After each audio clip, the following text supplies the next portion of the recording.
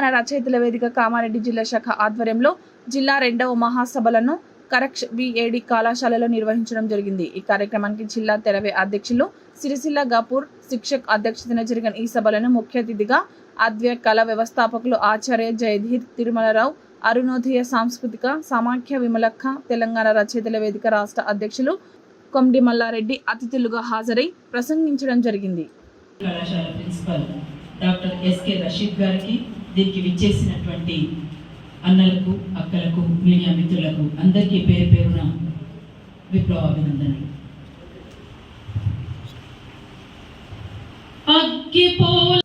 కామారెడ్డి జిల్లా నిర్వహించుకున్నటువంటి పెళ్లిళ్ళ ముచ్చట్లు, సృజన సంగమంతో మొదలైన ఎన్నో పుస్తకాలలో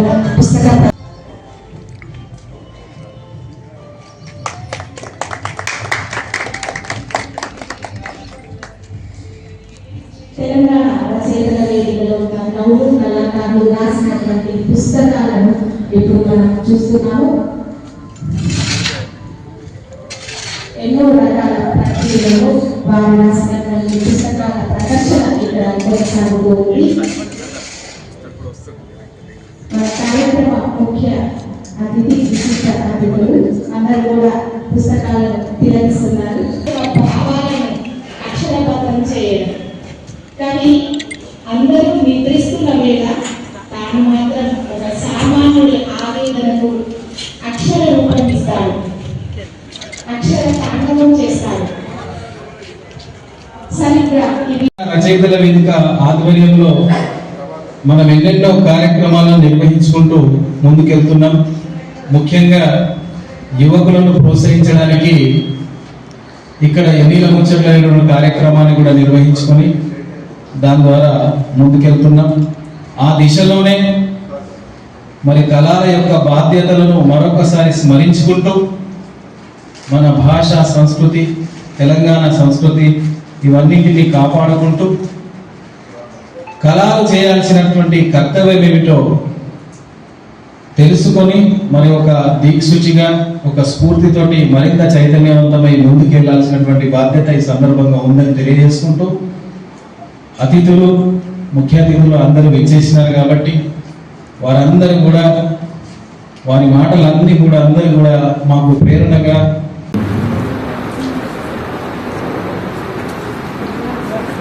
ఈ సభలు జరుపుకోవడం ఆనందంగా ఉంది. అంటే అంత పెద్ద గొప్ప ఆనందం కాదు ఇది. ఎందుకంటే మనం అనుకున్నది ఏమిటి, అయినది ఏమిటి, సాధించింది ఏమిటి, కోల్పోతున్నది ఏమిటి, రోజు రోజుకు పరిస్థితి ప్రజా వ్యతిరేకంగా ఎందుకు మారుతున్నది, దీనిని మనం ఎంతవరకు ఆపగలిగాం, ఆపడానికి ప్రయత్నం చేయబోతున్నాం. ఇది ఒక ఆత్మవిమర్శ చేసుకునే సందర్భం కూడా. గతంలో రాష్ట్ర సాధన కోసమే ఒక ఎజెండా, సూటి ఎజెండాను పెట్టుకొని చాలా చేయగలిగాము. ఆ ఎజెండా మనని ముందుకు తీసుకుపోయింది, మనం ఎజెండాని ముందుకు తీసుకుపోయాము. ఇప్పుడు ఎజెండా నిజానికి లేదు, స్పష్టమైన ఎజెండాని ఏర్పరచుకోలేకపోయామా, లేదా సామాజిక పరిస్థితులు అలాంటి అవకాశాన్ని ఇవ్వడం లేదా? నాకైతే స్పష్టంగా ఇమీడియట్గా నేను చెప్పలేదు, కానీ ఒక స్టేల్ మేట్ అయితే కంటిన్యూ అవుతున్నది. పోషమ్మ మైసమ్మ గ్రామ పోలేరమ్మ, వానొస్తే గంగమ్మ వనములో సారమ్మ, సిప్పి పూల నడుమ గౌరమ్మరా, మన ఆడబిడ్డల జాడ బతుకమ్మరా, పాడరా పాడరా మన పాట, నవ తెలంగాణమని ప్రతి నోట, నవ తెలంగాణమని ప్రతి నోట. ఆదివాసుల కొలువు సమ్మక్క సారక్క, బహుజన రాజ్యమే సర్వాయి పాపన్న. ఆది కొలువు సమ్మక్క సారక్క బహుజన రాజ్యమే సర్వాయి పోరాట జెండాలయ్యి అగ్గి పూల జాడలయ్యి పోరాట జెండాలయ్యి అందుకోండి అమరులారా పోరు దండాలు మీరందుకోండి బిడ్డలారా ప్రజల దండాలు మా గుండెల్లో గురుతులయ్యే గుమ్మంలో దండలయ్యే గుండెల్లో గురుతులయ్యే గుమ్మంలో దండలయ్యే గుండెల్లో గురుతులయ్యే గుమ్మంలో దండలయ్యే గుండెల్లో గురుతులయ్యే గుమ్మంలో దండలయ్యే అమరులారా అందుకోండి పోరు దండాలు మీరందుకోండి బిడ్డలారా ప్రజల దండాలు అమరులారా అందుకోండి పోరు దండాలు మా బిడ్డలారా అందుకోండి ప్రజల దండాలు మా అక్కలారా మా అన్నలారా మా బిడ్డలారా మా తల్లులారా మా వీరులారా మా శూరులారా మీరందుకోండి ప్రజల దండాలు మా బిడ్డలారా అందుకోండి పోరు దండాలు అందుకోండి ప్రజల దండాలు మా బిడ్డలారా అందుకోండి పోరు దండాలు జోహార్ అమర వీరులకు జోహార్ అమర వీరులకు పోషమ్మ మైసమ్మ గ్రామ పోలేరమ్మ వానొస్తే గంగమ్మ వనములో సారమ్మ సిప్పి పూల నడుమ గౌరమ్మరా మన ఆడబిడ్డల జాడ బతుకమ్మరా పాడరా పాడరా మన పాట నవ తెలంగాణమని ప్రతి నోట నవ తెలంగాణమని ప్రతి నోట ఆదివాసుల కొలువు సమ్మక్క సారక్క బహుజన రాజ్యమే సర్వాయి పాపన్న ఆదివాసుల కొలువు సమ్మక్క సారక్క బహుజన రాజ్యమే సర్వాయి పాపన్న రైతాంగ సాయుధ పోరాటమై రైతాంగ సాయుధ పోరాటమై ఈ జగతిలో వెలుగొంది తెలంగాణరా పాడరా పాడరా మన పాట నవ తెలంగాణమని ప్రతి నోట నవ తెలంగాణమని ప్రతి నోట సెలువు అలుగులు దుఃఖ సిలుక మందెల సెలుక మంచెనెక్కి రాత్రి కాసేపు నెలవంక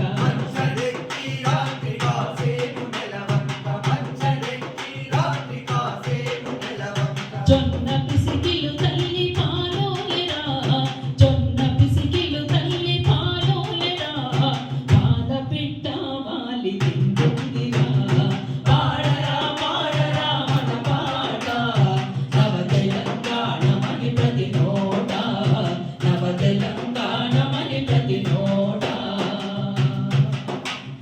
మాలలు మాదిగలు బహుజనులు అందరూ సంచార జాతులు సర్వమానవతలు సంచార జాతులు సర్వమానవతలు సంచార జాతులు సర్వమానవతలు పుట్టి పెరిగే ఆత్మ గౌరవంగా పుట్టి పెరిగే ఆత్మ గౌరవంగా ఎలుగెత్తి చాటింది తెలంగాణరా పాడరా పాడరా మన పాట నవ తెలంగాణమని ప్రతి నోట నవ తెలంగాణమని ప్రతి నోట